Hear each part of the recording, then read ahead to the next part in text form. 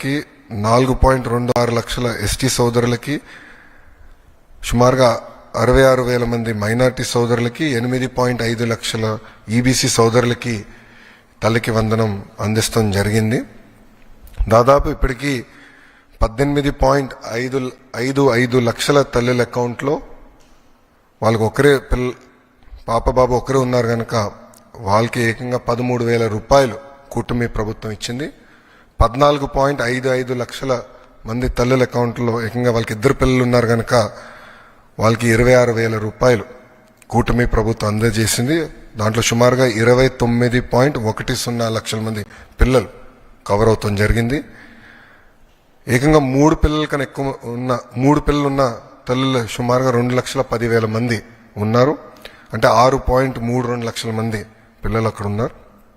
వాళ్ళకి ఏకంగా 39,000 రూపాయలు కూటమి ప్రభుత్వం అందజేస్తాం జరుగుతుంది.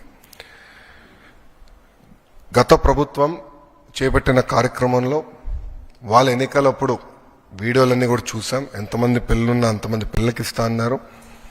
వాళ్ళు ఇవ్వకుండా ఏకంగా 42 లక్షల మంది పిల్లలకే ఆనాడు వాళ్ళ అమ్మ ఒడి ఇస్తాం జరిగింది. కూటమి ప్రభుత్వ అధికారంలోకి వచ్చిన తర్వాత అది ఇప్పుడు 67,27,000 మంది పిల్లలకి ఈరోజు నిధులు జమ చేస్తాం జరిగింది. గతంలో 5,540 కోట్ల రూపాయలు వాళ్ళ కార్యక్రమానికి ఖర్చు పెడితే సంవత్సరానికి కూటమి ప్రభుత్వం 8,745 కోట్ల రూపాయలు తల్లి అకౌంట్లో నిధులు జమ చేస్తాం జరిగింది. అంటే సుమారుగా 3,205 కోట్ల రూపాయలు అదనంగా కూటమి ప్రభుత్వం అందజేస్తుంది. అంటే 5 సంవత్సరాల్లో 16,000 కోట్ల రూపాయలు అదనంగా తల్లుల అకౌంట్లో కూటమి ప్రభుత్వం నిధులు జమ చేయబోతుంది. మళ్ళీ ప్రజలందరూ చెప్పేది ఒకటే, ఎంతమంది పిల్లలున్నా అంతమంది పిల్లలకు మేము ఇస్తాం. అర్హులు ఎంతమంది ఉన్నా వాళ్ళకి ఈ కార్యక్రమం అందించాలనేది గౌరవ ముఖ్యమంత్రి గారు మాకు ఆదేశాలు జారీ చేస్తాం జరిగింది. ఇప్పుడే నేను గౌరవ ఫైనాన్స్ మంత్రి గారితో కూడా మీ ఇద్దరం కూర్చుని రివ్యూ చేశాము. ఎక్కడెక్కడ చిన్న చిన్న లోటుపాట్లు ఉన్నాయో అవన్నీ కూడా మేము రివ్యూ చేస్తాం జరిగింది. కొంతమందికి ఏంటంటే 2% మందికి ఏమైందంటే వాళ్ళ అకౌంట్ యాక్టివ్ లేదు. దానివల్ల నిధులు తిరిగి ప్రభుత్వానికి వచ్చినాయి. ఆ తల్లులందరినీ వాళ్ళ అకౌంట్ని యాక్టివేట్ చేసుకోమని చెప్పి వాళ్ళకి SMS కూడా వెళ్తుంది. ఇట్లా మీకు డబ్బులు పంపించడానికి ప్రయత్నించాము, మీ అకౌంట్ ఇన్యాక్టివ్గా ఉందని SMS పంపిస్తున్నాం. వాళ్ళు బ్యాంక్కి వెళ్ళి వాళ్ళ అకౌంట్ యాక్టివేట్ చేసుకున్న వెంటనే నిధులు నేరుగా వాళ్ళ అకౌంట్లో పడతాయి. సో మన మిత్ర ద్వారా కూడా ఇప్పుడు గ్రీవెన్స్ రేజ్ చేయడానికి ఆస్కారం ఉంటుంది. సో వెళ్ళాలంటే గ్రామ సచివాలయం, వార్డు సచివాలయకి వెళ్ళొచ్చు, లేదంటే ఇంట్లో కూర్చుని వాట్సాప్ ద్వారా గ్రీవెన్స్ కూడా రేజ్ చేసే ఆస్కారం ఇచ్చాం. ప్రభుత్వ విద్యలో తల్లికి వందనం అనేది ఒక భాగం. ఈరోజు అన్ని పాఠశాలలు ప్రారంభించారు. మీరందరూ ఒక్కసారి ఫీల్డ్లో చూస్తే 80% మంది పిల్లలకి ఈరోజు డాక్టర్ సర్వేపల్లి రాధాకృష్ణన్ గారి స్కూల్ కిట్ అందిస్తాం జరిగింది. మొదటి రోజే పుస్తకాలు, యూనిఫామ్, బ్యాగ్స్, షూస్, సాక్స్ అన్ని మేము అందిస్తాం జరిగింది. గతంలో ఎప్పుడైతే జరగలేదు, మేము అందించాం. ఆ 20% కూడా 20వ తారీఖు లోపల ఆ పిల్లలకి ఈ స్కూల్ కిట్ అందిస్తాం. గతంలో ఇంటర్ పిల్లలకి స్కూల్ కిట్ అనేది తీసేశారు. ఏప్రిల్ మాసంలోనే ఏ పిల్లలైతే ప్రభుత్వ జూనియర్ కళాశాలలో చేరారో వాళ్ళకి స్కూల్ కిట్ ఏప్రిల్ మాసంలోనే కూటమి ప్రభుత్వం అందిస్తాం జరిగింది. అంతేకాకుండా మేమందరం చర్చించి, నాదెండ్ల మనోహర్ గారు నేను చర్చించి, పిల్లలకి సన్న బియ్యం ఇవ్వాలి మధ్యాహ్న భోజనం పథకంలో అని నిర్ణయం తీసుకుంటాం జరిగింది. దాంట్లో భాగంగా ఈరోజు మేము అది కూడా మధ్యాహ్న భోజనం పథకంలో అమలు చేస్తాం జరిగింది. 3 చాలా కీలకమైన సంస్కరణ మేము తీసుకొస్తాం జరిగింది. అదేంటంటే 1 క్లాస్ 1 టీచర్ మోడల్. ప్రాథమిక పాఠశాల అంటే ప్రైమరీ పాఠశాలలో ఒక్కసారి కానీ చూస్తే కూటమి ప్రభుత్వ అధికారంలో వచ్చినప్పుడు కేవలం 1,200 పాఠశాలలు 1 క్లాస్ 1 టీచర్ ఉన్నాయి. అంటే ఫస్ట్, సెకండ్, థర్డ్ గ్రేడ్ ఉంటే ఒకే టీచర్ ఉన్నారు.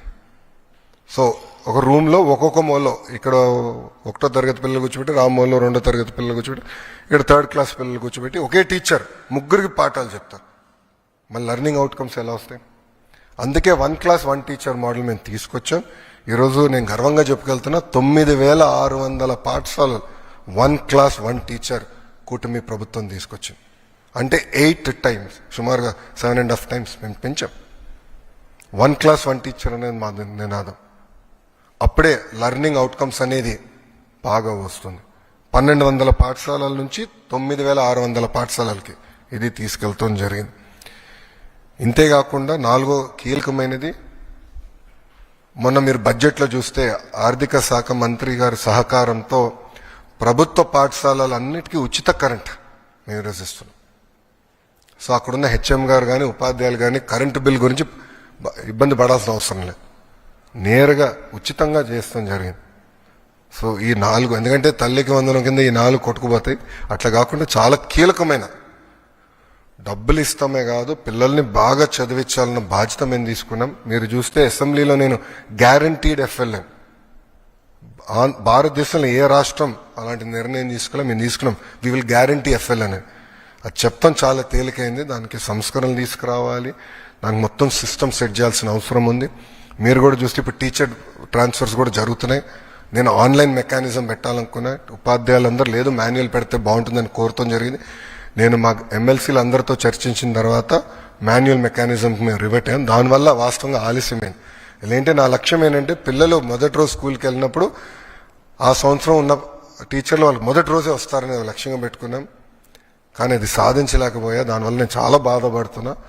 అధికారులందరూ అహర్నిశలు కష్టపడుతున్నారు. మండే కల్లా మొత్తం ఈ టీచర్ బదిలీలన్నీ కూడా పూర్తి చేసి ఈ మొత్తం వ్యవస్థ స్టెబిలైజ్ అవుతుంది. వచ్చే సంవత్సరంలో 10th క్లాస్ రిజల్ట్స్ కానివ్వండి, లేదంటే ఇంటర్ రిజల్ట్స్ కానివ్వండి, ఆల్రెడీ ఒక మార్క్ చేసాం. దానికన్నా బెటర్ చేయాలని లక్ష్యంతో మొత్తం విద్యాశాఖ అహర్నిశలు కష్టపడుతుందని ప్రజలు తెలుపుకుంటూ, ప్రజలందరూ ఒకటే చెప్తున్నాం, గతంలో ప్రభుత్వ పాఠశాలల గురించి నాకు తెలుసు, కరెక్ట్గా డేటా లేదు, ఎంతమంది పిల్లలు చదువుతున్నారో తెలియని పరిస్థితి, అడుగడుగున ఇబ్బంది పడే పరిస్థితి ఉండేది. అలా కాకుండా అందరి ఆమోదంతో అద్భుతమైన సంస్కరణలు మేము తీసుకొచ్చాం.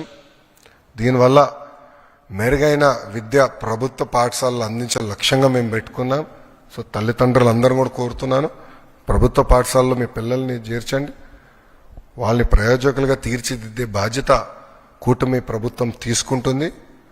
మనం ఇతర రాష్ట్రాల ఎడ్యుకేషన్ మోడల్స్ గురించి మాట్లాడాం.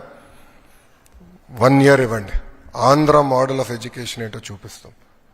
మొత్తం డిపార్ట్మెంట్ కమిటెడ్గా మేము పనిచేస్తున్నాం. మీరు టెక్స్ట్ బుక్స్ చూడండి. నేను ఏదైతే శాసనసభ సాక్షిగా చెప్పానో అన్ని మేము అమలు చేశాం. మా ఎవ్వరు ఫోటోలు, గౌరవ ముఖ్యమంత్రి గారి దగ్గర నుంచి మా ఎవ్వరు ఫోటోలు ఆ టెక్స్ట్ బుక్స్లో లేవు. నో ఫార్వర్డ్స్ ఏమి లేవు.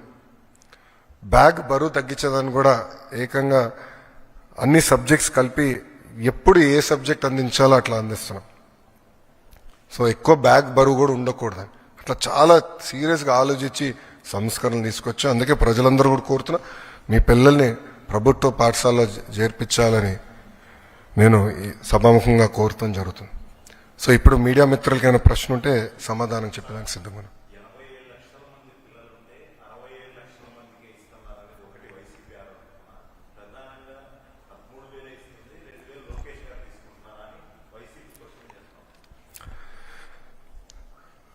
నేను చూశాను, ప్రతిపక్షంలో ఉన్న పార్టీ నాపైన తీవ్రమైన ఆరోపణ చేసింది.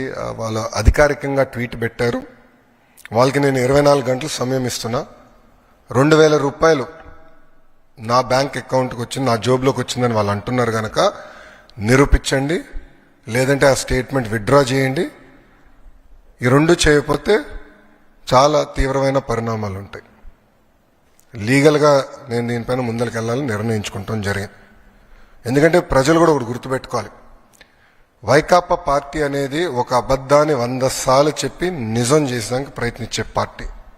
2019 ఎన్నికల్లో కరెక్ట్గా వాళ్ళ సొంత బాబాయిని వాళ్ళే చంపేసి ఏకంగా నింద మా నాయకుడు చంద్రబాబు నాయుడు గారి పైన ఆనాడు వేశారు. మేము ఆనాడు సమర్థవంతంగా తిప్పికొట్టలేకపోయాం కనుకనే ప్రజలు నమ్మారు. కానీ ఇప్పుడు చూడండి, చెల్లెలు చెప్తున్నారు ఏం జరిగిందో. సో అలా అబద్ధాలు చెప్పి ప్రజలు నమ్మించడానికి ప్రయత్నిస్తున్నారు. ఈ 2,000 రూపాయలు, నేను ఆ ట్వీట్ని నేను చదివాను, ఆ 2,000 రూపాయలు నా జోబుకి వచ్చిందన్నారు. వాళ్ళు నిరూపించాలి, లేదంటే ఆ స్టేట్మెంట్ వెనక్కి తీసుకోవాలి, లేదంటే to the fullest extent of the law I will take action against them. రెండో విషయం వచ్చేగల వాళ్ళు యూడైస్ డేటా గురించి మాట్లాడుతున్నారు. అంటే పాపం అక్కడున్న గతంలో పనిచేసిన విద్యాశాఖ మంత్రులు కనీసం బేసిక్స్ తెలీదు. యూడైస్లో అంగన్వాడీకి వెళ్తున్న పిల్లలు ఉంటారు, ఎల్కేజీకి వెళ్తున్న పిల్లలు ఉంటారు, యూకేజీకి వెళ్తున్న పిల్లలు ఉంటారు. ఈ స్కీమ్ వాళ్ళకి వర్తించదు. నంబర్ 1. నంబర్ 2, గత ప్రభుత్వం GER గ్రాస్ ఎన్రోల్మెంట్ రేషియో చూపించేదానికి 18 సంవత్సరాల కన్నా ఎక్కువ వయసు ఉన్న వాళ్ళని తీసుకొచ్చి ఏకంగా ప్రభుత్వ పాఠశాలల్లో చదువుతున్నారని వాళ్ళని ఎన్రోల్ చేస్తాం జరిగింది. పక్క రాష్ట్రాల్లో చదువుతున్న పిల్లల్ని తీసుకొచ్చి ఆంధ్ర రాష్ట్రంలో చదువుతున్నారని చూపిస్తాం జరిగింది. విత్ ప్రూఫ్ నా దగ్గర ఉన్నాయన్నీ. విద్యాశాఖ మంత్రిగా నేను వాస్తవాల దగ్గర ఉండాలి కనుక మొత్తం లిస్ట్, ఎందుకంటే ఇది డ్రాప్ బాక్స్ అని ఉంటుంది. అంటే ఈ పాఠశాలలో పిల్లలు ఉంటారు, ఈ పాఠశాల పిల్లలు మధ్యలో ఉంటారు, గాల్లో ఉంటారు పిల్లలు. డ్రాప్ బాక్స్ అంటారు అది ఐటీలో. ఈ వాళ్ళ సిస్టంలో డ్రాప్ బాక్స్ అంటారు. అక్కడ పెట్టేశారు. పిల్లలు ఎక్కడున్నారో మాకు తెలియదు. మొత్తం వెరిఫై చేస్తే దొంగ లెక్కలు ఉన్నాయని తేలినాయి. ఒక విద్యాశాఖ మంత్రికి అసలు ఎంతమంది పిల్లలు ప్రభుత్వ పాఠశాలలో చదువుతున్నారు తెలుసుకున్నాక నాకు 100 రోజులు పెట్టిందండి. 100 రోజులు పెట్టింది నాకు. అధికారులు అడిగితే సార్ మాకు నంబర్ క్లారిటీ లేదు సార్, గతంలో వీళ్ళు ఎట్లా నడిపించారో నాకు అర్థం అలా విద్యాశాఖ. అంటే ఏదో లెక్కలు ఉన్నాయి, ఏదో నంబర్లు ఉన్నాయని చెప్పి చేస్తాం కాదు. రెండోది, నిజంగానే వాళ్ళంత భావించుంటే వాళ్ళు ఎందుకు ఇవ్వలేదండి? అమ్మ ఒడి ఎందుకు ఇవ్వలేదు వాళ్ళు? ఈరోజు మేము ఇస్తున్నాం. అర్హులు ఎంతమంది ఉన్నారో వాళ్ళు ఇచ్చేదాకా మేము సిద్ధంగా ఉన్నాం. మొత్తం లిస్ట్ GSWS ముందర పెడతాను, బయట పెడతాను. లేదంటే ఎవరన్నా రాలేదనుకుంటే మన మిత్రకెళ్ళి ఎందుకు రాలేదో తెలుసుకోవచ్చు, కరెక్ట్ చేసిన మార్గం కూడా ఇస్తున్నాం. సో అర్హులు ఎంతమంది ఉన్నా ఇచ్చేదానికి కూటమి ప్రభుత్వం సిద్ధంగా ఉంది.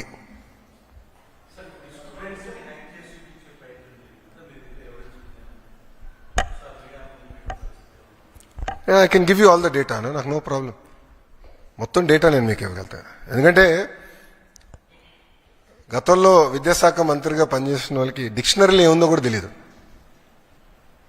ఎందుకంటే కౌన్సిల్లో ఒక వ్యక్తి లేసి ఒక పదం వాడితే నేను అబ్జెక్ట్ చేశా, తీవ్రంగా అబ్జెక్ట్ చేసి వాళ్ళ డిక్షనరీలో దేవుడు అంటే ఏముంది, కూటమి ప్రభుత్వం డిక్షనరీలో దేవుడు అంటే ఏముందో చదివి చెప్తే గతంలో విద్యాశాఖ మంత్రిగా పనిచేసిన వ్యక్తి కనీసం అది కూడా తెలియదు.